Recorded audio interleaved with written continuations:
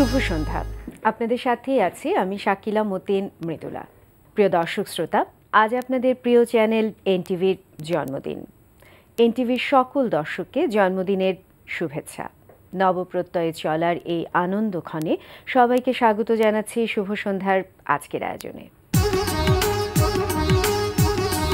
শুভ সন্ধ্যার আজকের আয়োজনে থাকছে এনটিভি হাইলাইটস এবং আর্কাইভ থেকে থাকছে বিগত দিনে শুভ সন্ধ্যায় যারা অতিথি হয়ে এসেছেন তাদের কয়েকজনের আলাপচারিতার অংশবিশেষ। প্রথমেই এনটিভি হাইলাইটস।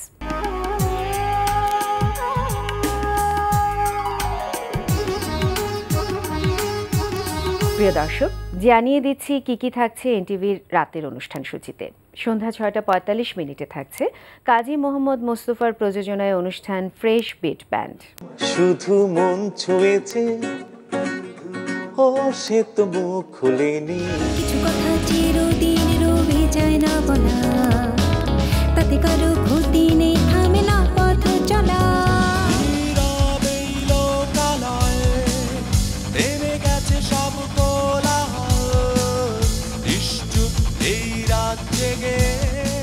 রাত ৮টা ২০ থাকছে নজরুল ইসলাম রাজুর পরিচালনায় ধারাবাহিক নাটক সানফ্লাওয়ার।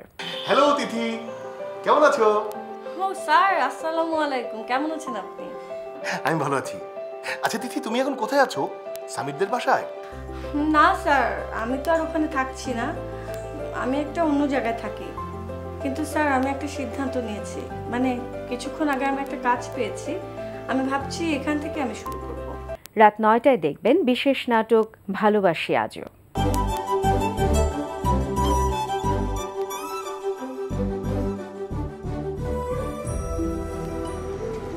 কিছু বলবেন?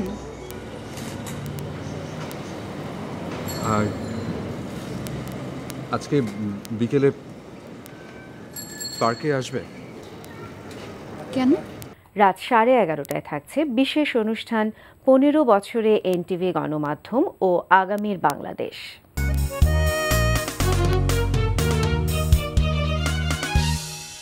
এই ছিল এনটিভির রাতের অনুষ্ঠান সূচি।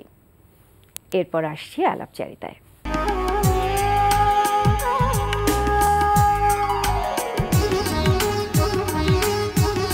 প্রিয় দর্শক, আপনাদের ভালোবাসা ও অনুপ্রেরণায় আজ এনটিভি চলার পথে ১৪ বছর পূর্ণ করে ১৫ বছরে পদার্পণ করল। আর এটা সম্ভব হয়েছে শুধু আপনারা আমাদের সাথে থাকার জন্য। সবাইকে শুভ সন্ধ্যার পক্ষ থেকে বর্ষপূর্তির শুভেচ্ছা জানিয়ে আর্কাইভ থেকে আজ আমরা তুলে ধরছি বিগত দিনে শুভ সন্ধ্যায় আসা কয়েকজন অতিথিদের আলাপচারিতার অংশবিশেষ। অসংখ্য ধন্যবাদ আমাদের অনুষ্ঠানে আসার জন্য। আপনাকে। তো মৌ, আপনি তো আমাদের দেশের একজন প্রতিষ্ঠিত নৃত্যশিল্পী, তো আপনার কাছে কোথায় নাচ করতে বেশি ভালো লাগে, মঞ্চে না টেলিভিশনে? প্রথমত নৃত্যশিল্পী হিসেবে আমার সবচেয়ে বেশি ভালো লাগে স্টেজে পারফর্ম করতে, এই জন্য কারণ আমি সাথে সাথে দর্শকদের রিয়াকশনটা পাই। আর আমার সবচেয়ে বেশি ভালো লাগে স্টেজে করতে, সাথে সাথেই মনে হয় দর্শকরা যত তালি বাজাবে আমার উৎসাহটা আরও বেশি তখন বাড়ে। টেলিভিশনে করতেও ভালো লাগে, কিন্তু স্টেজ একটা আর্টিস্ট হিসাবে আমার ফার্স্ট প্রায়োরিটি, সেকেন্ড আমার মনে হয় টেলিভিশনে। কিন্তু টিভিতে আজকাল নাচের প্রোগ্রাম কম হচ্ছে, এটা কি আপনি মনে করেন? এটা আমিও মনে করি। তারপরেও যেহেতু অনেকগুলো চ্যানেলস হয়েছে, সেটা এক ক্ষেত্রে আমাদের জন্য অনেক গুড নিউজ। এই জন্য কারণ চ্যানেল হওয়াতে কিন্তু অনেক নাচের অনুষ্ঠানও হচ্ছে, ইটস নট দ্যাট যে হচ্ছে না, বাট হ্যাঁ, কিন্তু আমার টাইমিংটা নিয়ে একটা কথা আছে। এমন টাইমিংয়ে নাচটাকে দেয়া হয় যে এরকম সময় হয়তো কেউ দেখে না। আপনি তো আমাদের দেশের একজন খুবই প্রিয়, আমাদের সবার প্রিয় মডেল, তো আপনাকে টেলিভিশনে খুব সুন্দর লাগে মডেলিং যখন আপনি করেন, একদম একটা ভিন্ন মাত্রা। এটার রহস্যটা কি? এটা থ্যাংক ইউ ভেরি মাচ আপনাকে, আপনি আমাকে এত বড় একটা কমপ্লিমেন্ট দিলেন। এটা আসলে আমি কি করে বোঝাবো, আমি নিজেও বলতে পারছি না। এক্সপ্রেশনগুলো আপনি কিরকম করে আনেন? ও এক্সপ্রেশন আমি নিজেও বলতে পারি না কিভাবে আনি, বাট আমি চেষ্টা করি ডিরেক্টর যা চায় সেটার মতো করার চেষ্টা করি। আমি এক্সপ্রেশনে, যেহেতু আমি নাচের শিল্পী, আমাকে একটু সহযোগিতা করেই, নাচটা যেহেতু আমি ছোট থেকে নেচে এসেছি, সেই জন্য এক্সপ্রেশনের ব্যাপারে আমি চেষ্টা করতে পারি। কিন্তু আসলে এই জন্য আমি অভিনয়টা একটু কমফোর্টেবল, মডেলিংয়ের চাইতে আমি মডেলিংয়ে বেশি কমফোর্টেবল, সেই জন্য হয়তো মানে নাচি বলে হয়তো অভিনয়টা এক্সপ্রেশনটা আমার কাছে একটু বেশি ইয়ে করে। কিন্তু এটা কেন, অভিনয়ের থেকে নাচে আপনি কেন বেশি কমফোর্টেবল? নাচ আমি তো আমি মডেলিং একদম ছোটবেলা থেকে নেচেছি, নাচ আমি একদম ছোটবেলা থেকে করেছি, আমি 3.5 বছর থেকে নাচি। আর মডেলিংটাও বেশ অনেক ছোটবেলা থেকে। আর মডেলিংয়ে আমি অনেক কমফোর্টেবল, বিকজ আমাকে কথা বলতে হয় না। আমি অ্যাক্টিংয়ে কথা বলতে গেলে আমি ভীষণ, আমি যার জন্য আমি কোনো ইন্টারভিউতেও কিন্তু আসতে চাই না বা ইয়ে করতে চাই না, এই জন্য, কারণ আমি খুব কমফোর্টেবল না কথা বলতে। আমি মনে করি I have a very bad voice. সেটা কিন্তু আমার এখন মনে হচ্ছে না, এবং আমরা খুব অনার্ড যে আপনি আমাদের এখানে থ্যাংক এসেছেন। ইউ। আমরা মোটামুটি দেখে থাকি বেশিরভাগ সময় আপনাকে বেশ কিছু নাটক একটু ফানি ক্যারেক্টার, ঠিক ফানিও না, সিরিয়াস ফানি ক্যারেক্টার একটু বেশি দেখে থাকি, এবং দর্শকরা মনে হয় পছন্দ করে। আমরা আপনাকে পছন্দ করি এরকম একটা ক্যারেক্টার, কেন মানে এই ধরনের ক্যারেক্টার করতে কি বেশি ভালো লাগে আপনার? না, এমন কোনো ব্যাপার নাই। আসলে আমি সব ধরনের ক্যারেক্টারই তো করেছি, কিন্তু মানুষ আসলে এন্টারটেইনড হতে চায়, আসলে মানুষ আনন্দটা চায়, হিউমারটা চায় মানুষ।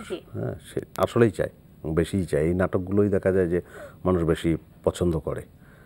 তো আমি খুব সিরিয়াস ক্যারেক্টারেও সেটাও কম না, অনেক নাটক, যেমন এই সাগর জাহানেরই ঋতু নামে একটা নাটক, ওর রচনা, সকাল আহমেদের ডিরেকশনে, ভীষণ সিরিয়াস একটা ক্যারেক্টার। তারপরে সাগর জাহানের লাল টি শার্ট, ওর রচনা, এটা রায়হান খানের ডিরেকশন। এরকম অনেক নাটক আছে, সেগুলোও দর্শক নেয়, কিন্তু সত্যি কথা হচ্ছে যে সেগুলো দর্শক খুব পছন্দ করে, কিন্তু খুবই স্বাভাবিক যে মানুষ একটু মজার নাটকই পছন্দ করে, কারণ মজার নাটকে মজাটা পায়, একটু হাসতে পারে মানুষ, সুযোগ পায় আর কি হাসার। আচ্ছা আচ্ছা, তো এখন পর্যন্ত বেশ কিছু ক্যারেক্টার আমরা আপনাকে দেখেছি, এবং দেখা গেছে আপনাকে কেন্দ্র করে বিভিন্ন ধরনের চরিত্র লেখা হয়েছে, সেটা উচ্চবিত্ত, মধ্যবিত্ত, শ্রমিক থেকে শুরু করে যত ক্যারেক্টার আছে, অনেক ক্যারেক্টারই। তবু বলবো, এতদিন যে কাজ করা হয়েছে, এমন কি কোনো ক্যারেক্টার আছে যেটা হয়তো আপনি এখনো পাননি বা করতে চান বা করা হয়নি, এরকম ক্যারেক্টারে কাজ করার ইচ্ছা আছে কোনো ক্যারেক্টার? এরকম অনেক চরিত্রই তো টানে, কিন্তু যেমন আমার শীর্ষেন্দুর একটা উপন্যাসে একটা বৃদ্ধ চরিত্র, ক্যারেক্টারটা খুবই ইন্টারেস্টিং লেগেছিল, যে সে একসময় একটা লোককে খুন করে ফেলে, তার ওস্তাদকে, যে তাকে গান শেখায়, কিন্তু সেই বৃদ্ধকে দেখে এখন বোঝা যায় না যে সে ওই রকম একটি লোক, এবং তার সংসারে অশান্তি, এবং সে বাইরে বাইরে ঘুরে বেড়ায়, এবং কারো বাড়িতে গিয়ে একটু চা পাওয়ার জন্য ওয়েট করতে থাকে, রাস্তাঘাটে হাঁটে, মানুষ এই যে হাঁটছে, হাঁটার সঙ্গে হাত দুলতেছে, মানুষ কথা বলছে, যে কথা মানুষের মুখ থেকে বেরোয়, এগুলিই তার কাছে বিস্ময়ের, এবং এইগুলো নিয়েই তার সময় কেটে যায়। এবং আরও অদ্ভুত অদ্ভুত অদ্ভুত অদ্ভুত মানে একা একা একা থাকা একটা চরিত্র, কিন্তু দৈনন্দিন যে জিনিসগুলো অন্য কারো নজরে আসে না বা খুব নজর করে কেউ দেখে না, সেই জিনিসগুলোর মধ্যেই সে বিস্ময় খুঁজে পায়, সেই জিনিসগুলোর মধ্যেই সে আনন্দ খুঁজে পায়। এই চরিত্রটা আমি ঠিক বোঝাতে পারলাম না, কিন্তু এই চরিত্রটার প্রতি আমার বইটা পড়তে পড়তে খুব দুর্বলতা তৈরি হয়েছে, যে ক্যারেক্টারটা যদি করতে পারতাম। আমরা আশা করছি সেই ইচ্ছাও খুব শীঘ্রই পূরণ হয়ে যাবে। খুব শীঘ্রই না হোক, বা আরো পরে হোক, কিন্তু পূরণ হবে। হ্যাঁ, হতে পারে, না হলেও অসুবিধা নেই। আচ্ছা, শুভ সন্ধ্যা। শুভ সন্ধ্যা। আপনার আর্কিটেকচার কোন ধরনের স্টাইল আপনার পছন্দ? আমার অনেক বেশি পছন্দ কনজারভেশন, ওইটা আমার অনেক অনেক বেশি টানে, বিকজ আমি বিভিন্ন জায়গায় শুটিং করতে যখন যাই, বিভিন্ন জায়গাগুলো যখন দেখি, তখন আমার খুব কষ্ট লাগে। আপনি একবার বলছেন মানে পুরনো ঢাকা নিয়ে আপনি রিসার্চ করেছিলেন না, আপনার পেপার ছিল ওটা নিয়ে। ওইটা তো আচ্ছা ঠিক আছে, শেষ হয়ে গেছে। তারপর এই জিনিস আমার ব্যাপারটা এসছে হচ্ছে কি, যে যখন আমি শুটিং করতে যাই, বিভিন্ন পুরন জায়গা দেখি, তখন আমার না খুব কষ্ট লাগে যে কেন না আমরা এই জায়গাগুলোকে রিইউজ করি, কেন একটা জায়গা হয়তো শুধু একটা ভাঙার দেয়াল আছে, হ্যাঁ ওকে, এটা আমরা অন্য একটা জিনিস করলাম, বা একটা বিল্ডিং অনেক পুরনো, আচ্ছা ঠিক আছে, ওখানে আমি একটা ওল্ড হোম করলাম, এটা থাকলো, সবাই ঘুরতেও গেল, মানে এই জিনিসটা আমার অনেক বেশি হচ্ছে আমাকে টানে। অভিনয় করছেন, অনেকে দেখা যাচ্ছে পরের ফেস হচ্ছে ডিরেকশনে চলে আসা, এটা একটা সময় খুবই ইচ্ছা ছিল, যখন একদম প্রথম কাজ করতে শুরু করলাম। ইনফ্যাক্ট আমি বলবো যে ওই একটা নেশা থাকে না, যে কাজ করার নেশা বা ডিরেকশন দেওয়ার নেশা, এটা আমার এসছে আবু সাইদ, ওনার সাথে আমি প্রথম কাজ করতে গিয়েছিলাম, তেপান্তরের রূপকথা, আমার প্রথম টেলিফিল্ম। ওইখান থেকে আমি অনেক বেশি ইন্সপিরেশন পেয়েছিলাম যে অ্যাবাউট ডিরেকশন, মানে বই পড়া, ফিল্মের বই পড়া, বিশেষ করে ফিল্মের বই পড়া বা বিভিন্ন ফিল্ম দেখা, কিন্তু এটা আস্তে আস্তে আস্তে আস্তে করে কমে যাচ্ছে, because directorial point of view থেকে আমি যদি চিন্তা করি, প্রত্যেকটা ক্রাইসিস বা প্রত্যেকটা জাস্ট যে প্রবলেম, সব সলিউশন দিতে হয় ডিরেক্টরকে, এত কিছু আমার দ্বারা হবে না, বিকজ আমি অনেক ফাঁকিবাজ টাইপের, অনেক অলস, এত প্রেশার নিয়ে আমি কাজ করতে পারবো না, এর চেয়ে অভিনয় অনেক ভালো। আচ্ছা, মঞ্চে তো কাজ এখনো জানি। হ্যাঁ, এখন আমি দুইটা কাজ করছি এখন, রক্তকরবিত যাচ্ছে, আর একটা করছি সেটা হচ্ছে নাট্যত্রয়ী, সেখানে আমি দেবযানী করছি বিদায় অভিশাপের। শুভ সন্ধ্যা। শুভ সন্ধ্যা। আচ্ছা, আপনার একটা কাজ হয়েছে যেটা আপনি একটা চলচ্চিত্রে কাজ করেছেন, যেটা কিনা অলরেডি খুব বেশি প্রশংসিত হয়েছে, এবং হ্যাঁ, দ্য লাস্ট ঠাকুর, এবং সেখানে আপনি কাজ করেছেন, খুব ডিফিকাল্ট একটা কাজ ছিল এবং অন্যরকম কাজ ছিল, বলা যায় যে একটু খুবই মানসম্মত একটা কাজ। তো সেই জায়গায় কাজ করতে কেমন লেগেছে, এবং পুরো স্টোরিটা যদি আমাদেরকে একটু কিছুটা বলেন। এটা প্রথম হচ্ছে হরিবল একটা experience, horrible in a sense এই লেভেলের প্রফেশনাল কাজ আমাদের বাংলাদেশে এই পর্যন্ত হয় নাই। এটা আমি বলবো, খুব স্পেসিফিক্যালি বলবো হয় নাই, বিকজ অফ আমি লাস্ট 6 ইয়ার্স টেলিভিশন মিডিয়ামে কাজ করছি, এই লেভেলের প্রফেশনাল কাজ আমি করতে পারি নাই এখন পর্যন্ত। এটা একটা ইংল্যান্ড থেকে একটা টিম এসেছিল, টোটালি হচ্ছে আপনার ব্রিটিশ অর্থায়নে। ডিরেক্টর হচ্ছে আমাদের বাংলাদেশে একটা ছেলে, সিলেটের ছেলে, যে কিনা বর্ন অ্যান্ড বর্ড আপ ইংল্যান্ডে, সাদিক আহমেদ। ওর চিত্রনাট্য এবং পরিচালনা। গল্পটাতে পারফর্মার ছিলাম আমরা, বাংলাদেশের অভিনেতা অভিনেত্রী, তার মধ্যে তারিক আনাম খান, আমি, আহমেদ রুবেল, তানভীর, জয়ন্তদা, আমার স্ত্রী লুসি, ঋতু, এই ছিল হচ্ছে পারফর্মার। আমরা একদম আড্ডার শেষ পর্যায়ে চলে এসেছি, আপনার সঙ্গে অনেক কথা বললাম, যতদূর জানি আপনি খুব সুন্দর গান গাইতে পারেন, আমার জানা আছে। তো 2টা লাইন গানকে আমাদেরকে শোনানো যায়, একটু শুনবো, এবং গান শুনতে শুনতে আসলে বিদায় নেব। বন্ধু মোর দেহ কাটি বানাবো এক নাও, সেই নায়ের বাদাম তুলি আঁচল খানা দাও। বন্ধু মোর দেহ কাটি বানাবো এক নাও, সেই নায়ের বাদাম তুলি আঁচল খানা দাও। বন্ধু মোর দেহ কাটি। বন্ধুরে এই হৃদয় তরি ভাসে কি গো শুধুই চোখের জলে, এই পালে হাওয়া লাগে কি গো তুমি না থাকিলে। এই হৃদয় তরি ভাসে কি গো শুধুই চোখের জলে, পালে হাওয়া লাগে কি গো তুমি না থাকিলে। ও আমি আর গুণ টানুম না, বন্ধু মোর দেহ কাটি। খুবই ভালো লেগেছে, আপনাকে অনেক ধন্যবাদ যে আজকে আমাদের সময় দিয়েছেন। আপনাকে অনেক ধন্যবাদ, আমার দর্শককে অনেক অনেক ধন্যবাদ এবং কৃতজ্ঞ আমি দর্শকের কাছে, এবং এনটিভিকে অনেক শুভেচ্ছা।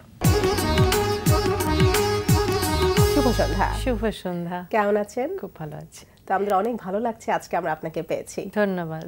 তো আপু, আপনি তো গানের জগতের মানুষ, এই গানের সাথে কিন্তু আপনার বসবাস, সকল ব্যস্ততা এই গানকে ঘিরে। তো এই গানকে নিয়ে যখন ব্যস্ত থাকেন, কেমন এনজয় করেন এই গানকে নিয়ে ব্যস্ততা? যে যে কাজ করে সেটাতেই ব্যস্ত থাকতে পছন্দ করে।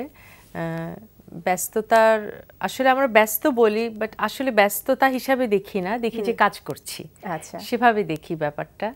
আর গান সুর এমন একটা জিনিস, এটা আসলে যে কোনো অফিসিয়াল বা কোনো ওরকম কাজের মধ্যে পড়ে না, এটা হচ্ছে একটা প্যাশনেট একটা ব্যাপার। সো মানে সময়টা কাটে একটু কি বলবো, একটা ঘোরের মধ্যে। আসলে মানে সঙ্গীত জিনিসটাই এমন, সঙ্গীত একটা মায়া, একটা জাদুর মতো। তো মনে হয় একটা জাদুর রাজ্যে বাস করছি, এরকম কিছু একটা। কিন্তু আজকে যেহেতু পেয়েছি, অবশ্যই একটু গান, কয়েক লাইনে একটু গান আমরা শুনতে চাচ্ছি সবশেষে। আচ্ছা, তাহলে আমি আমার লাস্ট অ্যালবাম বোকামন থেকে একটা গান করি, জেকে ভাইয়ের সুর, রবিউল ইসলাম জীবনের লেখা, আমার ব্যক্তিগত পছন্দ, গানটা করছি।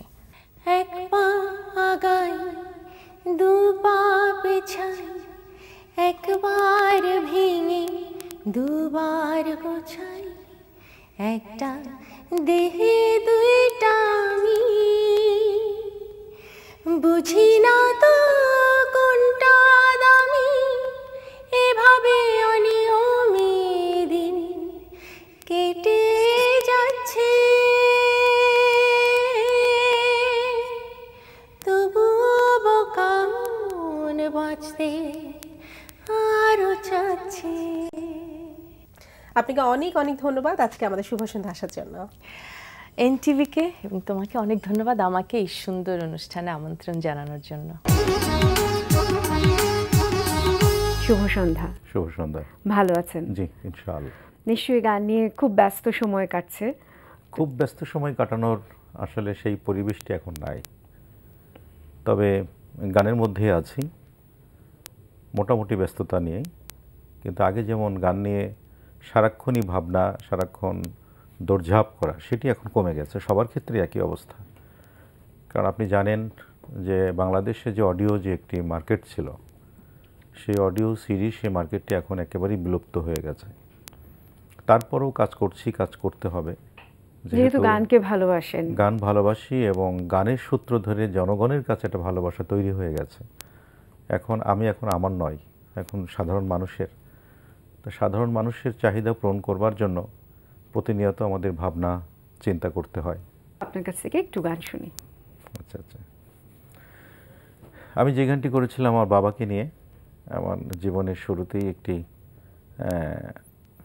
গান করেছিলাম। গানটি লিখেছেন এবং সুর করেছেন মিল্টন খন্দকার। বাবা তোমার ছেলে আজ বড় হয়েছে, চারিদিকে কত সুনাম, তোমার কারণে বাবা, তোমার কারণে তুমি কিনে দিয়েছিলে হারমোনিয়াম, তুমি কিনে দিয়েছিলে হারমোনিয়াম। বাবা সেই থেকে শুরু পড়াশোনায় আর গান গাওয়া, অখ্যাত গায়কের বিখ্যাত হতে চাওয়া। তোমার আদেশ ছিল বড় হতে হবে, পেতে হবে দাম, তাই তুমি কিনে দিয়েছিলে হারমোনিয়াম, তুমি কিনে দিয়েছিলে হারমোনিয়াম। বাহ, খুব সুন্দর একটি, একেবারে হৃদয় ছুঁয়ে যাওয়া একটি গান। আপনাকে অনেক অনেক ধন্যবাদ এবং আপনার কাছ থেকে আরো অনেক ভালো গানের প্রত্যাশায় থাকলাম। দোয়া করবেন ইনশাল্লাহ। আমি সবসময় ভালোর পক্ষে, গান করছি, গান করে যাব। মরণের আগের দিন পর্যন্ত মাইক্রোফোনটি মুখের সামনে রাখার চেষ্টা করব। আপনারা দোয়া করবেন। আমি ভালোর জন্য যত রকম যুদ্ধ করতে প্রস্তুত আছি।